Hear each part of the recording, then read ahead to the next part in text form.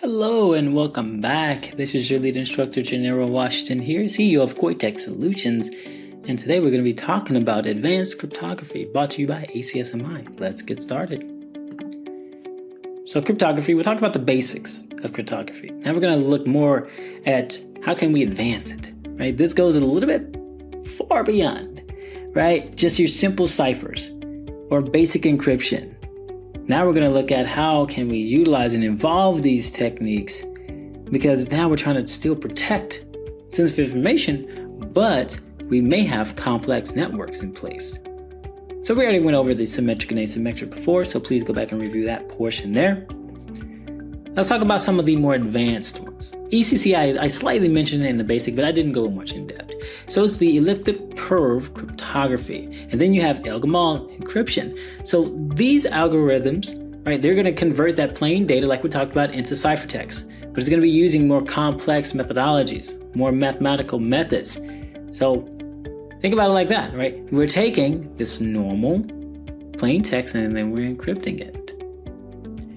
So you have your probabilistic method, where it's all about, enhancing that security through randomness, right? Through random encryption.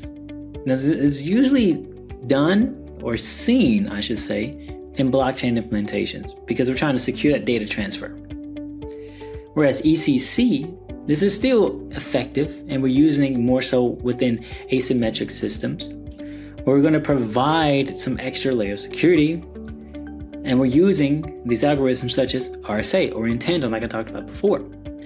Now you have the ability to have shorter keys, right? This is really good now because we have mobile devices, IoT security, things like that. This essentially helps out with that aspect, making it easier, right? Making it more essential to utilize. Now let's talk about some differences here and the functions.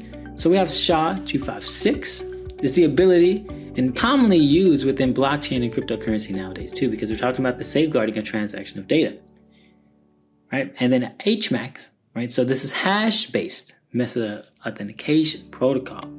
Now this allows us to ensure that the integrity and the authenticity that we're necessarily always running into, but we're looking at it from the APIs, right? We're talking about data calls, okay? APIs.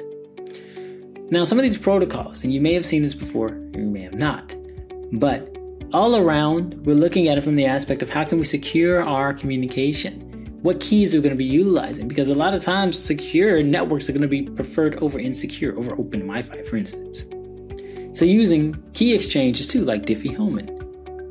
Now, this is all about secure communication, where it's going to use the elliptic curve variation of it, like we talked about what elliptic curve was, but also add on the key exchanging. So when two parties want to initiate encrypted connections in messaging apps such as WhatsApp, we're using this key exchange, but also having the ability, like we say here, to have the shorter keys, right, on mobile devices. That's kind of what we're talking about there. So post-quantum cryptography, we talked about it just a little bit here. Now think about it like this. The quantum realm is coming, okay? This is way more computational power than we're used to. So new algorithms, they're going to, we're going to want to kind of aim to at least alleviate the aspect of older algorithms being utilized anymore. So lattice-based cryptography, right? This is where we're using secure, quantum-resistant encryption, where we're able to protect classified data, right? Data that's classified. That's good. We want to look at post-quantum, what that looks like, because of course, just how we are also looking to expand and actually go into this new realm with open eyes, such as the other competitors, threat actors are doing the same thing. Another advanced topic is going to be zero knowledge proofs. So this allows that one party to demonstrate the validity of information without even telling you about themselves. Or, I should say, about the information themselves. Now, this is widely used in systems like Zcash cryptocurrency, right? Where that is really needed. We're talking about, again, blockchain. We're talking about transactions where we want to remain anonymous.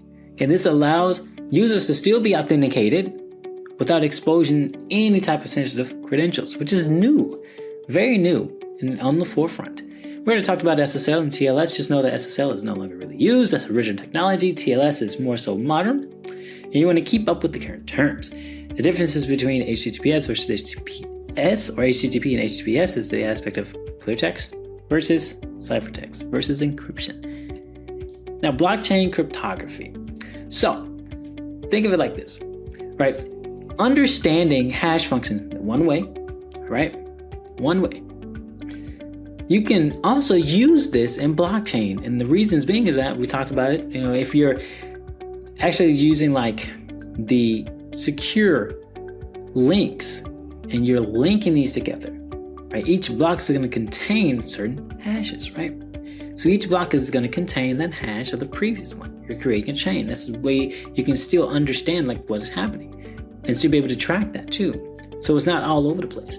Now, ensuring that that data itself is secure and untampered or altered, the hash itself will change, right? So making that tampering easily detectable. Okay, this is where you're able to understand if the data has been tampered with. But how can cryptography secure blockchain?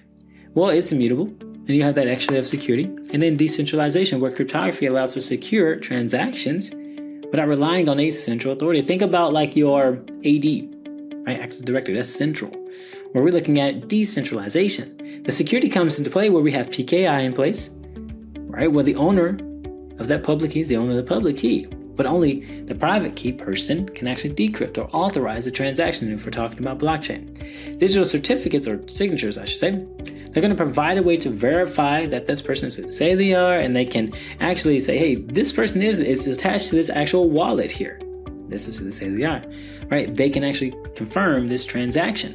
Homomorphic encryption, right? This is another one of those advanced cryptography methods, right? This enables the computation of encrypted data without decrypting it. How awesome is that, right? This is pretty cool.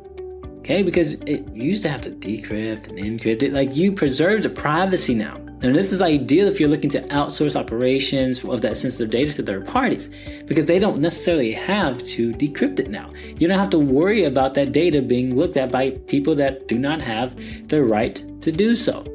So this helps if you're looking to perform any machine learning on encrypted data, such as medical records, I should say, for that privacy aspect of it. So keep in mind that, when we do outsource and we do have others looking into this data, we want to maintain that privacy. That is key. Real world example. I talked about the WhatsApp one already. Let's look at banks. All right, so here we have financial transactions and banking. So banks leverage multiple cryptographic techniques, such as AES, and when you're like encrypting the actual transactions. I think back to what symmetric and asymmetric, right? We're talking about those algorithms. And then the use of digital signatures. So we're combining to verify the identity of that entity.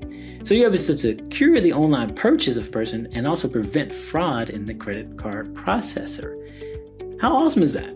Now, this just kind of goes into play because now we're looking at the outcome. Secure connection, secure communication. That's the whole aspect of this. But it's been great. This is Gennaro, CEO of Cortex Solutions, and we just pretty much talked about advanced cryptography, brought to you by ACSMI. Look forward to seeing you in the next one. Take care.